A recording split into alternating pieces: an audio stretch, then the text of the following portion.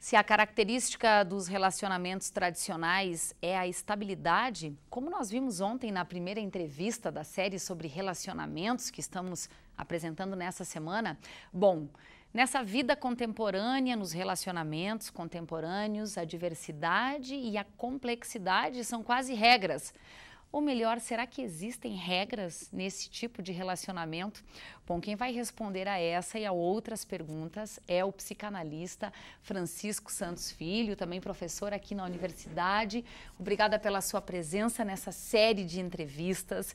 A gente falou ontem, professor, que estamos aproveitando a semana para discutir a relação e entender um pouco mais sobre o amor. E eu quero começar lhe perguntando o conceito, assim, como é que o senhor pode conceituar um relacionamento contemporâneo ou pós-moderno?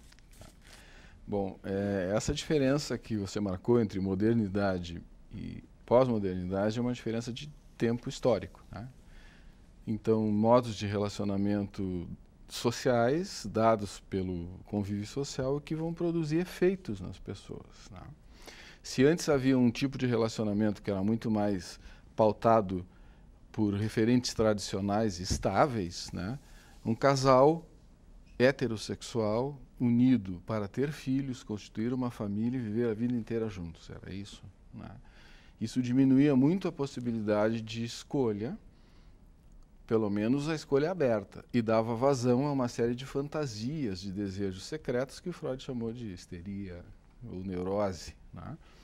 E nos tempos de hoje não, nos tempos de hoje o sujeito está muito mais atirado ao seu próprio desejo, né? Essas regras não existem mais. A da estabilidade, da continuidade, né? Existe sim uma complexidade cada vez maior e principalmente diversidade. Quer dizer, já não temos mais casais somente heterossexuais, não estão destinados necessariamente à criação de filhos ou à formação de uma família, muito menos viver a vida inteira juntos, né? Isso vai depender, portanto, do jogo de desejo e da possibilidade que esse casal tem de manter entre si um relacionamento que seja vivo, interessante. Bom, eu falei agora há pouco em regras, né? Existem regras ainda assim nesse tipo de relacionamento que é moderno? Se existe uma regra, eu agora, assim, rapidamente para te responder, eu penso que seja a cumplicidade, né? A cumplicidade talvez fosse a regra, porque de resto nós vivemos um mundo muito mutante, variável, não se pode esperar regras externas.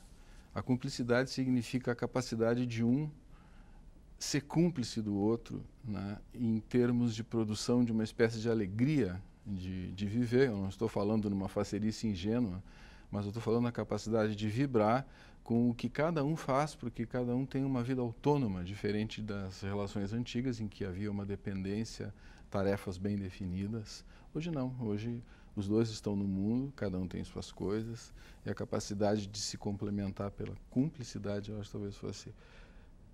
Se é que se pode dizer que tem uma regra, seria essa, né?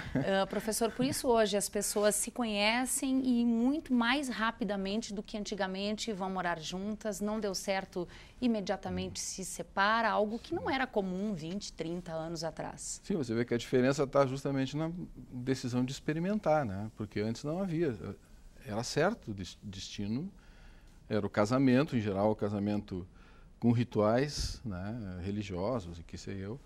Mas hoje não, hoje é preciso fazer uma escolha e, baseado na franqueza do desejo, decidir juntos se vai ou não vai funcionar, quanto tempo da vida vai se jogar sobre isso, né? E pode funcionar por um tempo e depois parar de funcionar e está tudo certo. Exatamente. Professor, há perdas e ganhos nos dois tipos, assim, naquela relação tradicional e nessa atual? O ganho é, eu citaria o Tom Jobim, né? É impossível ser feliz sozinho. O ganho é vencer a solidão. Todos os relacionamentos humanos têm como função básica romper a solidão. Quando a gente nasce, existe um outro ser humano que nos retira da solidão, nos chama para a vida. Assim acontece entre a mãe e o bebê, né? Esse é um momento fundante para o ser humano.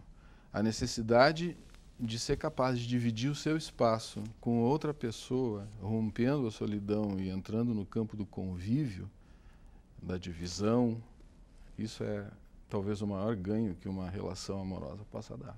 Então, no fundo, o que todo mundo quer é ser feliz. E se for com alguém, é justamente porque pode ser feliz sozinho, ou o senhor acha mais difícil disso acontecer? Eu estou de acordo com o Tom Jobim, acho que é impossível ser feliz sozinho. Existem modelos, inclusive, de relações hoje que propõem que é possível casar consigo próprio, né? Inclusive, eu tenho um certo modelo desse tipo. Está muito moderno, professor. Está moderníssimo, né? Ou pós-moderno, que sei eu. Mas é impossível ser feliz sozinho e é preciso sair de dentro de si, né? O Vinícius tem uma frase também que diz: quem de dentro de si não sai, é viver sem amar ninguém. Então, estar só somente suporta aquele que só ama a si próprio.